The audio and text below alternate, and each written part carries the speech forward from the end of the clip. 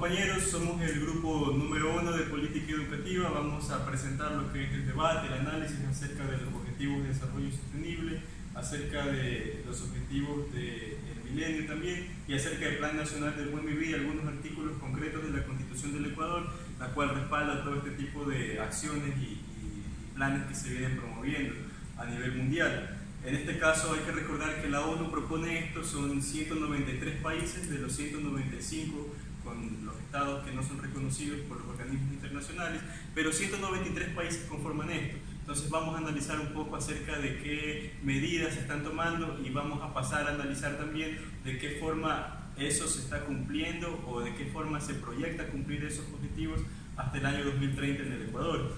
En este caso tenemos a nuestros panelistas, tenemos al doctor Lenny Tomalavera de la Universidad de Cambridge, tenemos al ingeniero Carlitos Gorrala de la UCSE, tenemos al licenciado Joan Manuel Lainez, tenemos a la doctora Eva Mejía y tenemos al doctor en jurisprudencia, el abogado Stefano Maisto desde Italia. Entonces, estos son nuestros panelistas y vamos a tener este tipo de preguntas. Bueno, primero entonces empecemos con desglosando un poco, ¿no? La ONU. Claro. La ONU. ¿Desde qué instancias la ONU plantea que se pueda entonces cumplir para desarrollar? ¿Cuál es el objetivo de qué piensa doctora? Bueno, la ONU actualmente se plantó aproximadamente, existió desde el año 2000, ¿verdad? Y planteó 17 objetivos principales, de los cuales según los gobiernos que se van dando, se van revolucionando y se van resumiendo, pero claro que todos nos van a entender lo mismo, ¿verdad? Entonces, cuando hablamos de los objetivos de la ONU, yo quiero hablar de uno específico que creo que se está cumpliendo, que sería el objetivo número 5 de la igualdad de género, y cuando hablamos específicamente acerca de la educación, actualmente la ONU, en lo que es la igualdad de género, actualmente la mujer tiene la voz y voto en educación, cuando antes no se podía dar eso. Por ejemplo, aquí, tú me estás sentado ahorita aquí y estoy hablando contigo. Yo soy actualmente una doctora, entonces yo soy una persona preparada, yo una mujer. Entonces, actualmente eso no se podía dar. Hoy nos sentimos absolutamente afortunados de tenerte con nosotros en esta mesa de debate. Afortunada soy yo de ser la única mujer de todos. ¿Quién sabe por ahí? Bueno, entonces, siguiendo con el tema, antes se daba, por ejemplo, en lo que es el trabajo y la educación. Cuando decimos el trabajo, en lo que es la remuneración, una mujer ganaba menos que un hombre. Una mujer ganaba 75 centavos de dólar y un hombre ganaba $1 en los trabajos. Y cuando hablamos de la educación, antes solamente los hombres se podían educar, solamente un hombre podía ingresar a la universidad, solamente un hombre podía estar en el colegio. Y actualmente eso se está cumpliendo realmente. Bueno, vemos que son derechos históricos que han marcado una época. De hecho, hay una larga lucha, un largo historial, incluso de represión en contra de la mujer por ganar mejores espacios. Aquí en el Ecuador tenemos que desde lo que fue la conquista del poder de Alfaro, se obtiene lo que es el voto para la mujer, se obtiene lo que es la educación para la mujer y la educación laica para cualquiera que pueda estar no involucrado con lo que era la Iglesia Católica y puede acceder a lo que es la educación pública. En este caso, los objetivos del milenio, la ONU obviamente tiene mucho más tiempo, pero desde el año 2000 vienen como planteando que existe una necesidad, que no están las cosas totalmente bien como a veces los gobiernos nos mienten. Entonces, la pregunta para el ingeniero Carlitos Gorrala: los objetivos de desarrollo sostenible, ¿se cumplen? ¿A favor? ¿En contra? ¿Cuál es tu posición en cuanto a eso? Bueno, que en la actualidad estos objetivos sí son cumplidos, pero no completamente, ¿ya? Porque actualmente existe desigualdad, aún existe desigualdad, tanto hombres como mujeres. Es decir, como dijo la compañera, ellos se enfocan más en el bienestar para uno mismo, no para el bienestar de todas las personas. Entonces, desde ese punto de vista, no sería un problema de género, sino sería un problema más de clase social, ¿cierto? Perfecto. La pregunta siguiente para Stefano Maisto: de acuerdo a tu conocimiento en lo que es jurisprudencia, de acuerdo a tus estudios, ¿qué se requiere? ¿Qué es necesario para que realmente haya un cumplimiento dentro de todos los países que conforman la ONU acerca de estos objetivos? Bueno, muchas gracias por darme la palabra. Muy buenas a todos. La verdad es que hay muchas cosas que se pueden hacer, pero siempre hay un obstáculo, que son diferentes personas no puedo decir quiénes, para no nombrar. Actores políticos. Bueno, pongámoslo así, muchas gracias por la palabra. Que uno quiere ver el progreso de estas personas, de un crecimiento económico, porque en el objetivo 8 de la ODS, que es el trabajo decente y el crecimiento económico, está estipulado y está escrito que ellos desean hacer hasta el 2030 un crecimiento económico en la estructura de un 7% y también crear infraestructura financiera. Pero se da el caso de que cuando una persona quiere ver el progreso de su país, de su propio pueblo, no se puede por el motivo de que hay diferentes entidades o ¿cómo se lo puede decir? Diferentes instituciones que piensan solamente en sus propios bienes. Ellos lo que quieren es, como una frase nota, es jalar agua para su propio molino. ¿Son suficientes entonces las leyes o no son suficientes? No lo son para mí. Porque aunque haya leyes, igualmente algunos no las siguen. Debe ser más estricto entonces. ¿Cuál es tu opinión, doctor Tomalá? Bien, buenas tardes a compañeros del panel. Bien, recalcando lo que dijo el compañero acerca de eliminar la pobreza, del no hay trabajo, y cerca de eso es el objetivo 1 también, de eliminar la pobreza a través del trabajo, que haya más oportunidades en diferentes plazas de empleo. Entonces, si el Ecuador exporta petróleo, a veces no se tiene el suficiente dinero para dar a los demás empleados. Entonces, el objetivo 1 trata de erradicar la pobreza, de sacar la pobreza en todos sus sentidos. ¿Sí? Esa es mi opinión. Claro que esto puede camuflarse, claro. Como por ejemplo hace unos años vimos cómo las leyes precisamente fueron modificadas para calcular de una manera diferente lo que era la tasa de desempleo, y por ahí surgió lo que era el subempleo, lo que era el autoempleo, y no se contaba entonces como desempleados a los vendedores que subían las luces porque eran autoempleados, o no se contaban de acuerdo a lo que realmente era la vivencia de la población. Porque en el Ecuador hay más subempleados que empleados, como tú lo acabas de recalcar. Entonces, por eso está el objetivo 1, que se refiere a todas las metas que tienen para realizar. ¿Cómo se pueden entonces fortalecer, o qué hace falta en cuestión de leyes para poder exigir que esto realmente se pueda cumplir? Yo creo que esto es una cuestión de sistema, o sea, del gobierno actual que tenemos. Si el gobierno actual utiliza los objetivos que realizó la ONU con metas hacia 2030, los utilice de una forma ejerciéndolos como son, se puede haber una visión hacia el futuro. Si el gobierno no lo utiliza, pues nosotros como pueblo no podemos hacerlo. ¿Qué opinas, Manuel Lainez? ¿Qué opinas? Bueno, mi opinión sobre esto es que el gobierno busca también solo favorecerse a él mismo, a ellos, a los que están en el poder. Pero si el gobierno viera a las demás personas, incentivara a ellos a hacer una empresa o a crearse una empresa, ya se erradicaría la pobreza, ya no hubiera más empleo para las personas que salen recién de estudiar, y hubiera más ingresos para el gobierno, pero eso no ven ellos, sino que solo ven es el ingreso para ellos, pero solo a su favor, o sea que no buscan favorecer a los demás. Hace tiempo, unos meses atrás, se hablaba del diálogo, después se habló del plan de reactivación económica, y veíamos de manera crítica que este plan de reactivación económica iba casi que con dedicatoria para cortar presupuestos para educación, para salud, y para perdonar por otro lado intereses millonarios de altas sumas de dinero para los sectores petroleros con intermediación, para los sectores empresariales, para los sectores banqueros. Se dice actualmente que el presidente Moreno gobierna con la derecha, gobierna con los sociales cristianos y con la nueva derecha que es Alianza País.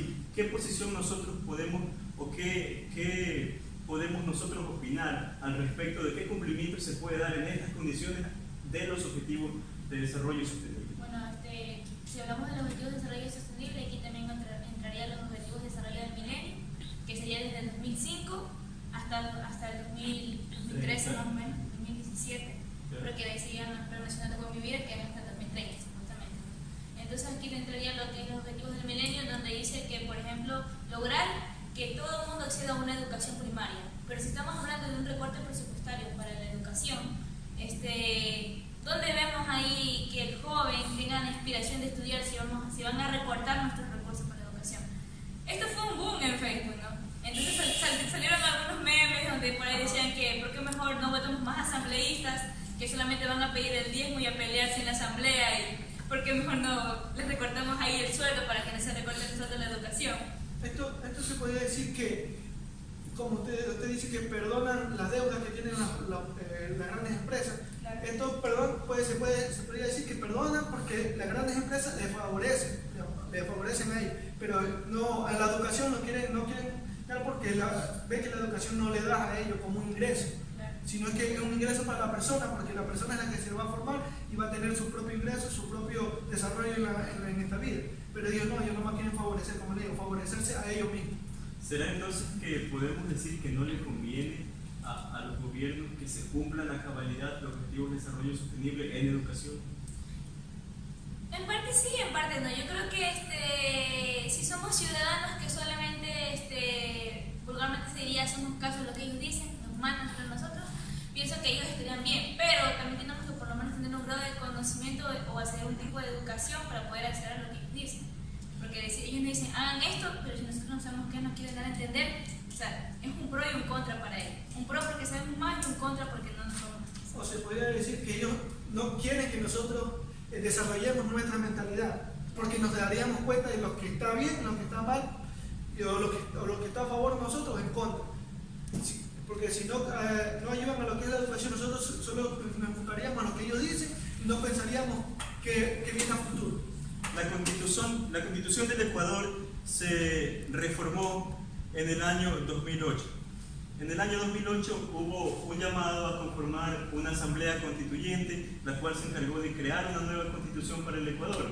Esa constitución, con el paso de los años del correísmo, fue modificada de algunas formas de cierto punto incluso anticonstitucional. Fue reformada de acuerdo a los amarres que más les convenían al gobierno. En este caso, decimos que hay una constitución que debe entonces revisarse.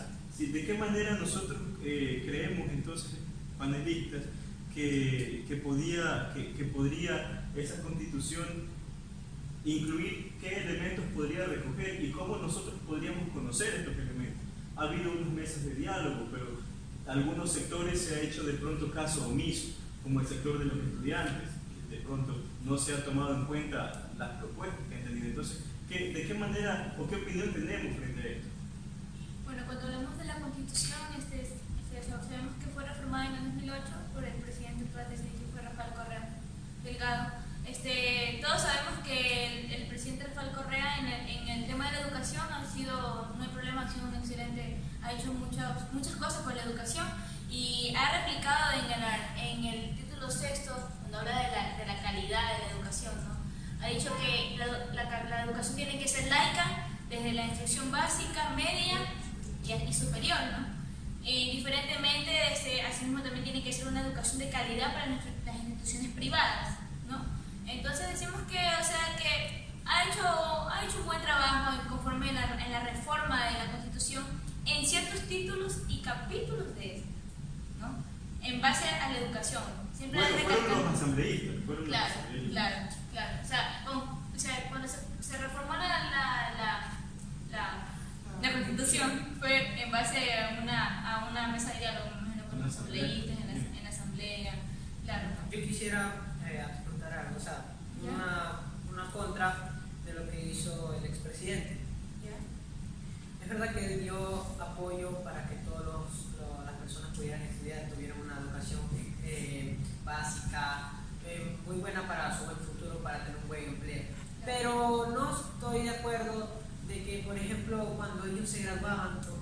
bachiller, antes de tener su bachiller, tienen que hacer este examen del CNSI. Ah, Porque parece que en ese sentido le están cortando las alas a las personas que han querido estudiar, que quieren superarse, pero no pueden porque a veces se caen en ese examen y no pueden hacer nada, tendrán que venir a repetir al año siguiente y para mí no me parece justo. El 40%, casi la mitad, el 40% de la nota de grado era el resultado neto del examen, el CNSIC, el bachiller, etc. Yo quiero agregar algo a lo que dijo aquí mi estimado. De lo que es la prueba del CNSIC. Esto tiene como un lado positivo y un lado negativo. Pues el negativo sería esto porque algunos no pueden acceder a la educación.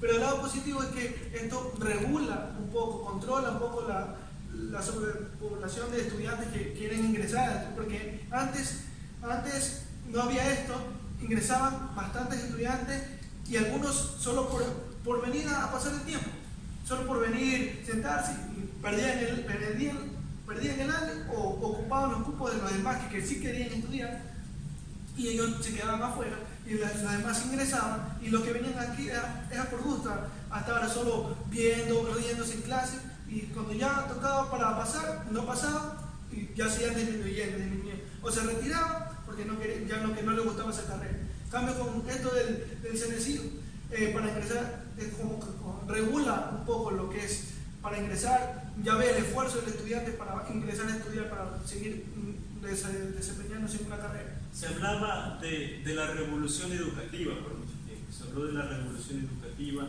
y fue también duramente cuestionada, desde casos que han salido a la luz hasta casos de sobreprecios, hasta incumplimiento del número de unidades educativas del milenio que prometieron construir y el número real que fue construido. ¿Sí? Y hubieron algunos escándalos en el programa de alimentación escolar, por ejemplo, en el caso de libros almacenados que nunca fueron repartidos, en el caso de transporte que fue prometido para los estudiantes de diferentes localidades que les quedaba lejos la unidad educativa del Milenio Nueva, y el cierre frente al cierre de escuelas unidocentes en este caso. ¿De qué manera o qué creen que se puede hacer desde los organismos internacionales en el momento que se ve que hay estas falencias, desde los organismos internacionales, en este caso la ONU, de pronto, ¿qué acciones podría haber tomado para de manera correctiva hacer que sí se cumpla de manera correcta y que haya un acceso igualitario a la educación en la tan mencionada revolución educativa? ¿Qué opinión tenemos al respecto? Retomando lo que dices tú de la educación, ¿por qué no se puede dar? ¿Por qué a los profesores se les ha congelado el sueldo, en primer lugar? Se le ha congelado el sueldo y no se lo ha aumentado durante todos estos años. Entonces, tú, el expresidente, quiere construir escuelas, colegios del milenio, pero ¿cómo va a insertar a los profesores si ni siquiera les pueden dar su título, les pueden subir el sueldo? ¿Cómo piensan ellos trabajar ellos dignamente? Porque claramente aquí se ve que los profesores quieren trabajar, pero con ese sueldo, porque supuestamente los militares ganan más que los profesores. Ahí, al menos en mi opinión, a mí no me parece en ese aspecto, ¿no? En caso de lo que tú decías de los estudiantes que no, cabe recalcar que retomando del 6 bachiller que dijo mi compañero, está bien, hay un filtro que se ha dado, pero a través de ese filtro también ha aumentado la delincuencia. ¿Por qué? Porque los que salen de bachiller no tienen trabajo, no tienen experiencia y no tienen cómo estudiar. Entonces, a partir de eso viene la delincuencia. Y la delincuencia ha aumentado también estos últimos años. Entonces, cabe recalcar eso, porque hay que tenerlo muy en cuenta, compañeros, este aspecto del tema, ¿no? Y yo creo que la ONU no podría hacer nada, porque ya eso ya depende de nosotros, ya depende de cómo nosotros nos movamos como estudiantes, como si fuéramos un día seremos, al menos nosotros seremos docentes, ¿ya? Entonces tenemos que erradicar y ver cómo podremos ayudar a las personas y dar nuestro punto de vista y capacitarnos para que no pasen ciertas cosas que se vienen dando, ¿no? Además, disculpe que Continúa. hablar. Además, yo se ha visto todos los temas que ha dado la ONU, la ODS, la ODM, lo que ha dado son solo objetivos, porque la verdad quien debería desarrollar y quien debería evolucionar como pueblo somos nosotros. Además quería confirmar por ejemplo, el sueldo de los servicios públicos, lo que es la policía, los marinos, las fuerzas aéreas, los jueces, y los vigilantes. Por ejemplo, quien le paga a esas personas somos nosotros, de nuestros impuestos. Por ejemplo, nosotros cuando nos llega el servicio de la luz, una parte es para pagar nuestro servicio y otra parte del impuesto es para pagarles a ellos. Y mientras más se va subiendo, a ellos le van pagando. O sea, somos nosotros mismos que vamos pagando esos servicios. Ya, pero ¿cómo tú piensas que el militar avanza un rango más y le suben el salario también? ¿Por qué el profesor, cuando es profesor, es licenciado en máster, no se le sube el sueldo? ¿Me puedes responder eso, por favor? La verdad es que tienes razón en eso, porque en verdad yo también estaría en contra de eso. Yo también no acepto que los profesores, también años que han trabajado para poder, han también desarrollado su propio estudio, porque uno no es que nace aprendiendo, ¿verdad? Entonces, la verdad, no me parece justo que un profesor que haya enseñado durante varios años no le suman el sueldo. Ya, en cambio, a los marinos, por ejemplo, una persona así metiéndose en un curso de 2 años, de 4 años, le pagan un sueldo, digamos, por ejemplo, de $800. En cambio, otra persona que viene estudiando en la universidad y que se quiere meter a la marina para un curso oficial, cuando ya se gradúa, ya le van pagando $2,000, $4,000. O sea, no me parece justo, porque también deberían darle la precedencia a las personas que han estado en esa institución ya desde varios años. O sea, lo que ustedes quieren recalcar, compañeros, es que si no existe, el gobierno quiere una educación de calidad, entonces también tiene que haber un profesor de calidad en educación. Claro. En resumen. Carlos Orrala, la siguiente parte vamos a hablarla, vas a empezar tú. Lo que es el Plan Nacional del Buen Vivir. Se hablaba que se involucra a diferentes actores de los movimientos indígenas, diferentes actores de los movimientos sociales, y se ve con esto como un aporte adicional a lo que venía siendo la política tradicionalista. En este caso, lo que es el Plan Nacional del Buen Vivir, ¿qué opinión se tiene al respecto de la educación? El ámbito educativo es que los pueblos indígenas buscan afianzar su cultura, todas sus tradiciones que ellos han tenido a lo largo de su historia.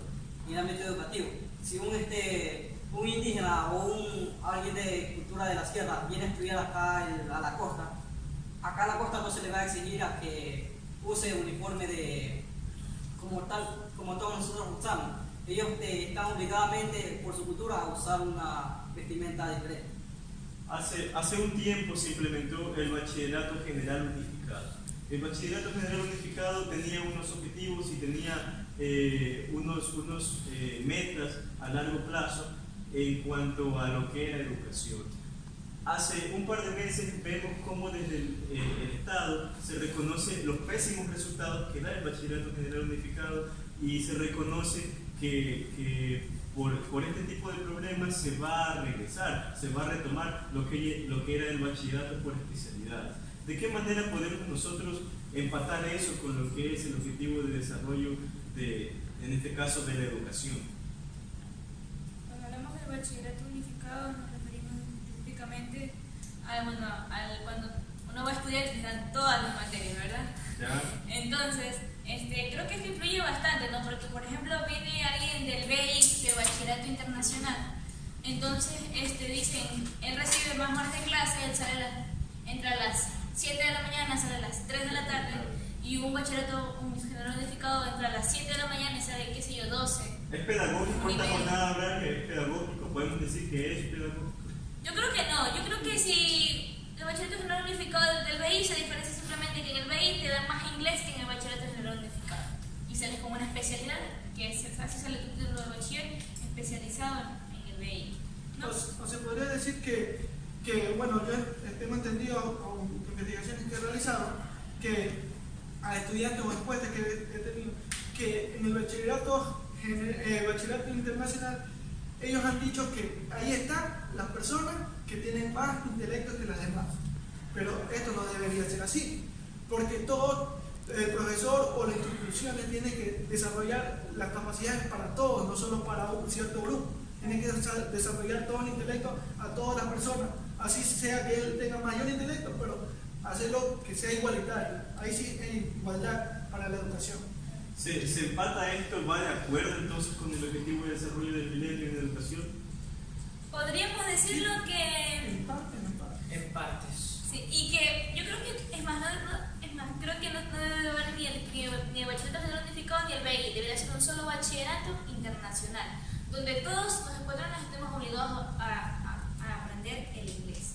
Porque todos sabemos que a nivel mundial es el segundo idioma más hablado, así que todos tenemos que tener un conocimiento que sea medio en inglés. Se mencionaba hace poco el tema del ingreso a la universidad y nosotros decíamos que había como un filtro, en este caso que era la opinión común entre los panelistas en cuanto a que por medio de eso se podía reducir el número de estudiantes, se podía más que todo calificar el número de estudiantes que sí accedan a lo que es la educación. Pero entonces, ¿de dónde es la responsabilidad de poder formar un bachiller que sea capaz de ganar ese examen y que sea capaz de ser un buen universitario? ¿De dónde viene entonces eso? Hablamos de que existe lo que es el bachillerato general unificado, el BI, y hablamos de que no hay un presupuesto que fue cumplido en educación. Hablamos de que se cumplió, creo que a la mitad, al 3 punto algo por ciento y no al 6% del PIB. Entonces, ¿cómo está enlazado esto y de qué manera las acciones que se tomaron hacen que se entorpezca el proceso mundial de implementar los objetivos de desarrollo sostenible en la educación? Bueno, como tú dices, para realizar lo que es el examen de ser bachiller, bueno, ahí tiene una parte lo que es la institución donde estudia, porque ellos tienen también el garantizar o dar charlas sobre cómo realizar, cómo resolver problemas que están ahí en lo que es el ser bachiller, pero también tiene otra parte del estudiante, porque el estudiante tiene que ser investigativo, no solo quedarse con lo que le dicen en la escuela o en el colegio, sino que él investigar más a fondo lo que es el tema, para poder así él tener mayor conocimiento y poder realizar un examen de excelencia. Y también si nos referimos como para finalizar, ¿no? Entonces nos referimos específicamente a la Constitución, y lo que decía mi compañero, la Constitución habla de que específicamente en la educación dice que los estudiantes debemos ser críticos, debemos ser investigativos, y entonces yo creo que pienso que es verdad, o sea, que también depende del estudiante, ¿no? Informarse, entrar a páginas web, practicar para el examen de ser bachiller. No todo es el gobierno, yo creo que también depende un poquito de nosotros. Si nosotros queremos, nosotros podemos, ¿no? Pero si nosotros nos quedamos así y es como que yo voy a presentarme el examen y ya lo que saqué, y si no entré, no entré. Yo pienso que eso también es ser conformista, ¿no? Entonces, debemos también apegarnos un poco también, estar en la mitad de la balanza, ¿no? O sea, apegarnos a lo que dice el gobierno y apegarnos a lo que nosotros queremos para nosotros. También quisiera decir que también sería una ignorancia por el motivo, disculpe que me exprese con esta palabra, pero sería una ignorancia porque las personas, los estudiantes en este caso, estarían ignorando una buena oportunidad para tener una buena nota, para poder ser alguien mejor en un futuro, tener su propio empleo, crecer, tener su propia familia, o sea, no estar en la pobreza, para que ya se radique no solamente Para poder ser propio empresa, porque eso es lo que una persona que quiere es ser dueño de sí mismo, no estar a esclavo de los demás. Ser emprendedor, Sí. ¿verdad? Y además que no es que se vive para trabajar, se trabaja para vivir. Exactamente.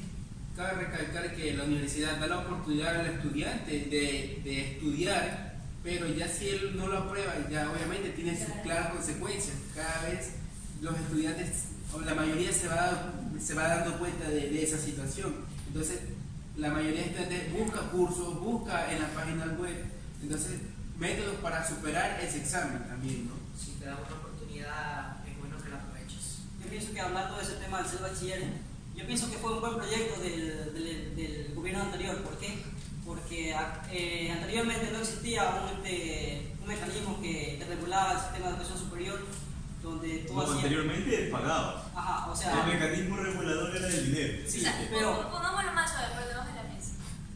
Sí, Pero si no fuera de esa manera, entonces hubiera en las universidades hubiera largas colas de postulantes a universitarios queriendo acceder al sistema educativo superior. Cosas que sí hubo en tiempos anteriores, solamente que ahora, como están las nuevas tecnologías, es por eso que ahora se hace todo en digital. Pero si usted regresa unos años atrás, se hubiera visto como todas las personas hacen colas para ingresar a la universidad. E incluso mucha gente se quedaba fuera por la limitación de cupos que existían. Claro. Entonces, bueno, vamos entonces a la parte final. Hay unos comentarios, ha habido un análisis, ha habido también un debate, hemos planteado aquí algunos elementos acerca de los objetivos de desarrollo sostenible, hemos analizado de qué manera se asienta esto en las leyes de los países, en las leyes ecuatorianas, en la Constitución del Ecuador. Tenemos entonces unos comentarios finales. Doctor Lenny Tomalá, ¿cuáles serían sus comentarios finales acerca de este tema, acerca de estas problemáticas y qué propone usted? Bien, analizando los temas que hemos hablado, la educación ha mejorado, sí, lo ha hecho de gran manera, pero también tiene sus deficiencias, como lo hemos hablado, de los profesores, de los estudiantes. Cabe recalcar que no es todo de nosotros mismos, no depende del gobierno, sino de nosotros mismos.